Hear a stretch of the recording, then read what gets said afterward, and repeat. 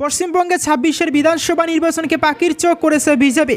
২১-এ ক্ষমতা দখল করতে না পারলেও এবার তৃণমূলকে সরিয়ে বাংলা দখলের জন্য মরিয়া গেরুয়া শিবির। দলের সাংগঠনিক শক্তি বৃদ্ধি ও ভোটের কাজে তদারকির জন্য এবার কেন্দ্রীয় নেতৃত্ব বড় সিদ্ধান্ত নিল। সর্বভারতীয় সভাপতি জেপি নাড্ডা পশ্চিমবঙ্গের বিধানসভা নির্বাচনের দলের সার্বিক কাজের তদারকির জন্য ২ জন হেভিওয়েট নেতাকে বিশেষ দায়িত্ব দিয়েছেন।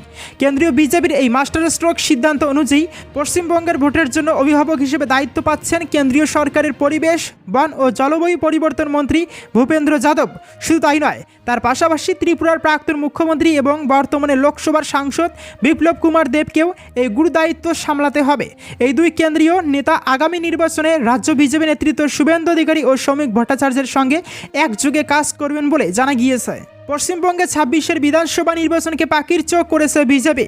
২১-এ ক্ষমতা দখল করতে না পারলেও এবার তৃণমূলকে সরিয়ে বাংলা দখলের জন্য মরিয়া গেরুয়া শিবির। দলের সাংগঠনিক শক্তি বৃদ্ধি ও ভোটের কাজে তদারকির জন্য এবার কেন্দ্রীয় নেতৃত্ব বড় সিদ্ধান্ত নিল।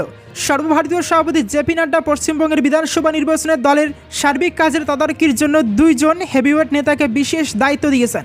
কেন্দ্রীয় বিজেপির এই মাস্টার স্ট্রোক সিদ্ধান্ত অনুযায়ী পশ্চিমবঙ্গের ভোটের জন্য অভিভাবক হিসেবে দায়িত্ব পাচ্ছেন কেন্দ্রীয় সরকারের পরিবেশ, বন ও জলবায়ু পরিবর্তন মন্ত্রী ভূপেন্দ্র যাদব। শুধু তাই নয়, তার পাশাপাশি ত্রিপুরার প্রাক্তন মুখ্যমন্ত্রী এবং বর্তমানে লোকসভার সাংসদ বিপ্লব কুমার দেবকেও এই গুরু দায়িত্ব সামলাতে হবে। এই দুই কেন্দ্রীয় নেতা আগামী নির্বাচনে রাজ্য বিজেপি নেতৃত্ব শুভেন্দু অধিকারী ও শ্রমিক ভট্টাচার্যের সঙ্গে একযোগে কাজ করবেন বলে জানা গিয়েছে।